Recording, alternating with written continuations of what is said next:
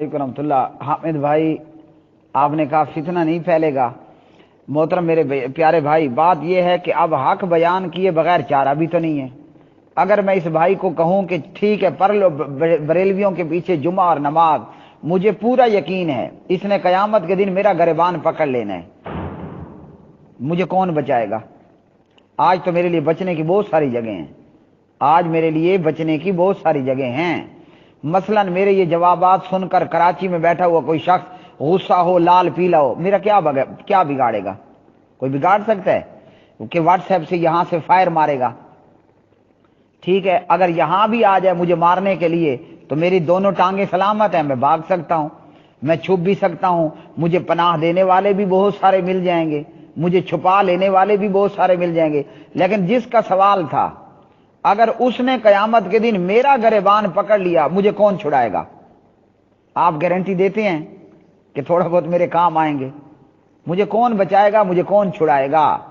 تو میرے پیارے بھائی جب اس کام میں آئے ہیں تو اب حق بیان کیے بغیر چارہ نہیں ہے۔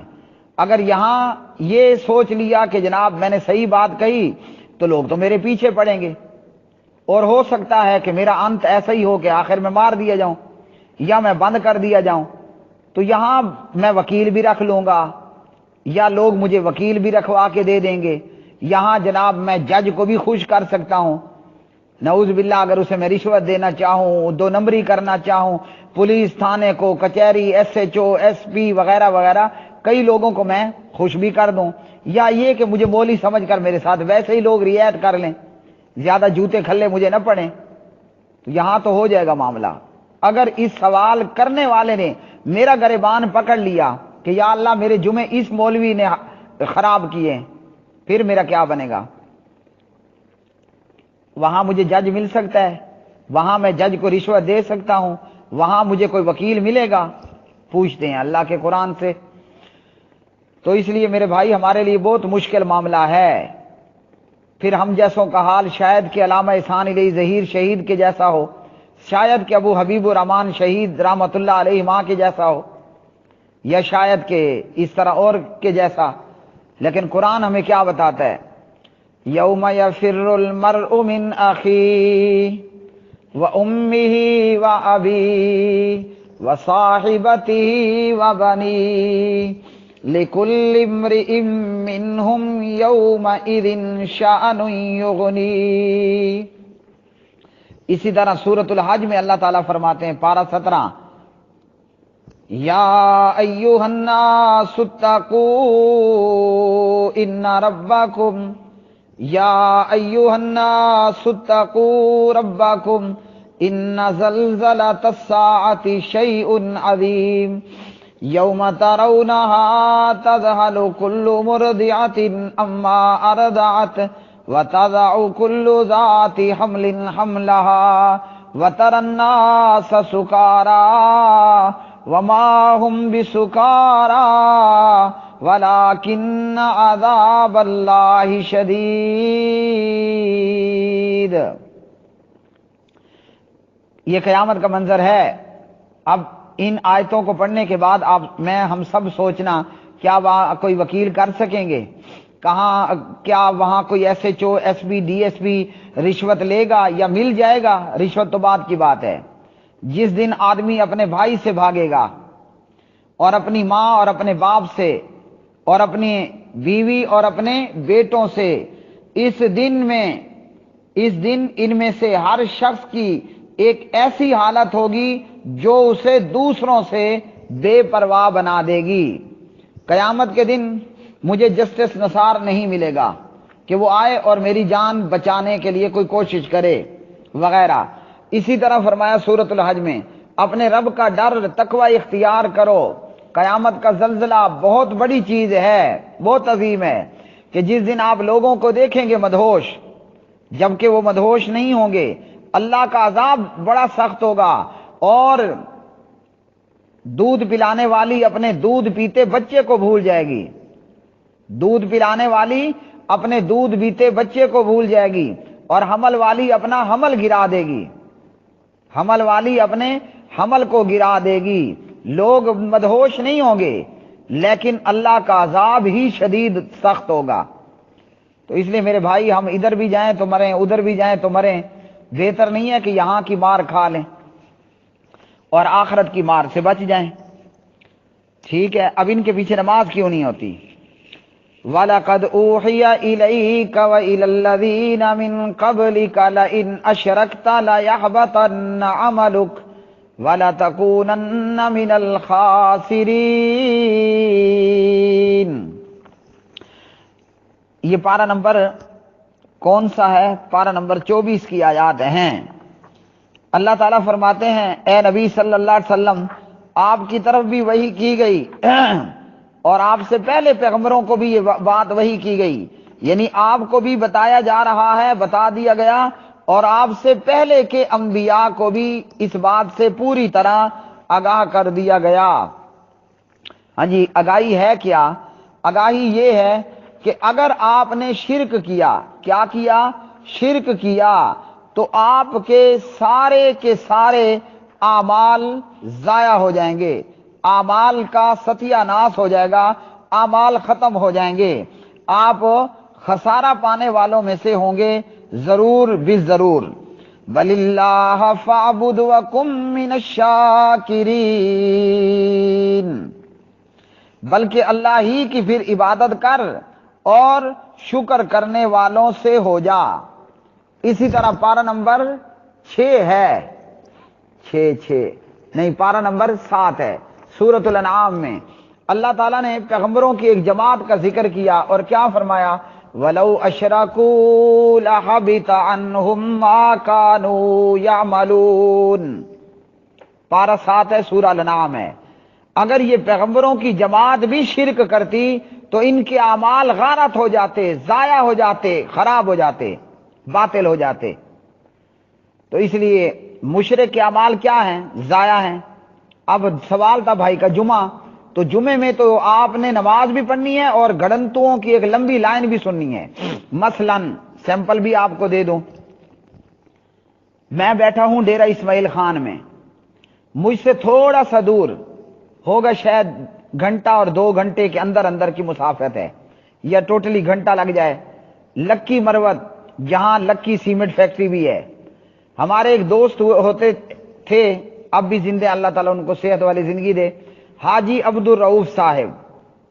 وہ اس لکی سیمنٹ کے اندر کام کرتے تھے. کام بھی عام ورکر کا نہیں تھا، کسی اچھی چیئر پر، کرسی پر تھے. تو وہ ایک دن انہوں نے ایسا کیا کہ وہاں موجود سیمنٹ فیکٹری میں مسجد کے اندر جمعہ پڑھنے گئے. اب جمعے میں پتہ ہے خطیب خطبہ کیا بیان کر رہے ہیں، اس لیے ہم لوگوں کو منع کرتے ہیں. سوال پوچھنے والے نے پوچھا، ہماری اب مجبوری ہے، جواب دیں گے، صحیح بات نہیں بتائیں گے تو یہ قیامت کے دن گریبان پکڑے گا، جو ہم چھڑوا نہیں سکیں گے. اور اگر دنیا میں ہمارا کوئی کچھ کرنا چاہے تو ہم 100% بچنے، بھاگنے، چھپنے کی کوشش کریں گے، ہتھے چڑھ گئے تو انجام پا جائیں گے وغیرہ. وہاں وہ سیمنٹ فیکٹری کا خطیب بیان کر رہا ہے، ایسا ہوا کہ کوئی بزرگ تھا، کوئی ان کا پیر تھا، کوئی بریلویوں کا غوث تھا. رمضان کا چاند نظر آنا تھا، لیکن آسمان ابر آلود تھا، بادل تھے، مطلع صاف نہیں تھا، ہے نا. اب بادل تھے اور جناب مطلع بھی صاف نہیں تھا. آج کل تو ویسے سید احمد بھائی آپ کی کراچی ہی سے ہیں، منیب الرحمان صاحب، اور پھر پوری رویت ہلال کمیٹی ہے، اور محکمہ موسمیات بھی اس کام پہ پوری طرح اپنے پورے وسائل اور مشینری اور جناب سائنس کو لے کر رویت ہلال چاند دیکھنے کے حوالے سے باقاعدہ اہتمام ہوتا ہے. آنکھیں بھی دیکھ رہی ہوتی ہیں اور سائنس بھی اپنے آلات کو بروئے کار لاتی ہے. وہ کئی صدیوں پہلے کی بات سنا رہے ہیں. رات میں آسمان پہ بادل تھے، مطلع ابر آلود تھا. لوگ آئے پیر صاحب کے پاس. کب آئے؟ صبح آئے. کہا کہ پیر جی رات تو آسمان پر بادل تھے، اب پتہ نہیں آج روزہ رکھیں کہ نہ رکھیں، کیا معلوم چاند نظر آیا ہو اور کیا معلوم کہ چاند نظر نہ آیا ہو، چاند طلوع نہ ہوا ہو. پیر نے اس کا علاج کیا بتایا؟ آج مفتی منیب اعلان کرتا ہے نا، یا رویت اپنی محکمہ موسمیات کی جو ادارہ ہے وہ بتاتا ہے. پیر نے جو فارمولہ بتایا، نہ وہ مفتی منیب کو نہ وہ محکمہ موسمیات کو علم میں تھا. پیر نے کہا ایسا کرو، میرے گھر چلے جاؤ، دروازہ کھٹکھٹاؤ۔ اچھا پھر کیا کریں؟ دروازہ کھٹکھٹاؤ اور وہاں جا کر میری بیگم یعنی اپنی پیرنی صاحبہ سے پوچھو چھوٹے پیر نے صبح نماز کے بعد دودھ پیا ہے؟ پیر کا ایک چھوٹا سا بیبی تھا، چھوٹا چھوٹا معصوم بچہ تھا، وہ چند ہفتے یا دن پہلے پیدا ہوا ہوگا، تو وہ ماں کا دودھ پیتا تھا۔ پیر نے کہا یہ کتنی بڑی گپ ہے۔ پیر نے کہا کہ پیرنی سے پوچھنا چھوٹے پیر نے دودھ پیا ہے، اگر وہ ہاں کہہ دے تو رات میں چاند نظر نہیں آیا، اگر وہ نو کہہ دے تو چاند نظر آ گیا، طلوع قمر ہو گیا۔ صبح گئے جناب تو پوچھا تو انہوں نے کہا پیر صاحب، چھوٹے پیر صاحب نے دودھ پیا ہے؟ انہوں نے کہا ہاں چھوٹے پیر صاحب نے دودھ پیا ہے۔ انہوں نے کہا لو جی چاند نظر نہیں آیا، لہذا یہ جو شعبان ہے اس کے 30 پورے ہو گئے، آئندہ کل جو ہے وہ روزہ ہوگا۔ تو یہ ہے گڑنتو وہاں۔ اور خود جب میں دیوبندی تھا، وہ تو عبدالرؤف کا واقعہ ہے نا، میں اپنا آپ کو اپنی آپ بیتی سناؤں۔ میں خود دیوبندی تھا جب، اور اس وقت صرف حافظ قرآن ہی ہوا تھا، تو دیوبندی تھا، دیوبندی ہی مسجد میں جمعہ پڑھتا تھا۔ جمعہ پڑھنے کے لیے خطیب خطبہ بیان کر رہے۔ اب میرے بچپن کی بات ہے، وہ ہوں گے عید الاضحیٰ بقرہ عید کے دن ہوں گے کہ وہ یہ واقعہ بیان کر رہا تھا، یا ویسے کہیں سے وہ بیان کیا۔ اب گڑنتو سنیے دیوبندیوں کا، بریلویوں کا تو آپ نے سن لیا نا۔ اور خیر میرے اپنے استاد تھے دیوبندی عبدالرحمن جامی صاحب، فوت ہو گئے۔ وہ فضائل اعمال سے مطالعہ کر کے جمعہ پڑھایا کرتے تھے۔ اب فضائل اعمال میں کتنے بڑے بڑے شگوفے ہیں۔ تو وہ دیوبندی جس کے پیچھے میں جمعہ پڑھ رہا تھا، مجھے آج تک وہ واقعہ یاد ہے۔ کہتے ہیں ابراہیم علیہ السلام نے اسماعیل علیہ السلام کے گلے پہ چھری چلائی۔ کیا چلائی؟ چھری چلائی۔ چھری نہیں کاٹ رہی تھی، انہوں نے چھرے کو اوپر کو پھینکا، جب ہوا میں گئی ٹڈی کو لگی تو ٹڈی حلال ہو گئی، اور جب قریب میں دریا میں سمندر میں وہ چھری گری تو جناب مچھلی حلال ہو گئی۔ یہ تو الحمدللہ کہ میں اہل حدیث ہو گیا۔ میں یہاں ڈی آئی خان سے لاہور پہنچا، شادرہ شیخو پورے گیا، شیخو پورے سے آگے شدرہ موڑ ہے، شدرہ موڑ سے میں گاڑی پہ اترا، پھر اگلی گاڑی لی اور جی ٹی روڈ گجرا والا روڈ پر موجود منڈی مرید کے گاؤں سے تھوڑا سا آگے بڑھ کر ایک جامعہ ہے، جامعہ الدعوہ الاسلامیہ مرکز طیبہ مرید کے، جہاں ہیڈ ہیں حافظ عبدالسلام بن محمد حافظہ اللہ۔ یہ تو اللہ کا شکر ہے کہ میں وہاں چلا گیا، اور جب میں نے وہاں جا کر عبد الرحمن ثانی صاحب حافظہ اللہ بن حافظ عبد المنان نور پوری رحمہ اللہ، جب ان سے جا کر بلوغ المرام کتاب الطہارہ پڑھی تو پتہ چلا اوئی وہ تو دیوبندی نے گڑنتو لگایا تھا۔ یہ تو مجھے میرے نبی نے بتایا کہ جب صحابہ نے پوچھا مچھلی تو انہوں نے کیا پوچھا؟ انہوں نے پوچھا سمندر میں سفر کرتے ہیں تو سمندر کا پانی، آپ نے فرمایا سمندر کا پانی پاک ہے اور اس کا مردار حلال ہے۔ پھر مجھے پتا چلا مچھلی تو محمد الرسول اللہ صلی اللہ علیہ وسلم کی نبی صلی اللہ علیہ وسلم کی حدیث سے حلال ہوئی اور حلال پتا چلا۔ ہاں جی، اور ٹڈی تو احلت لنا میتتان و دمان۔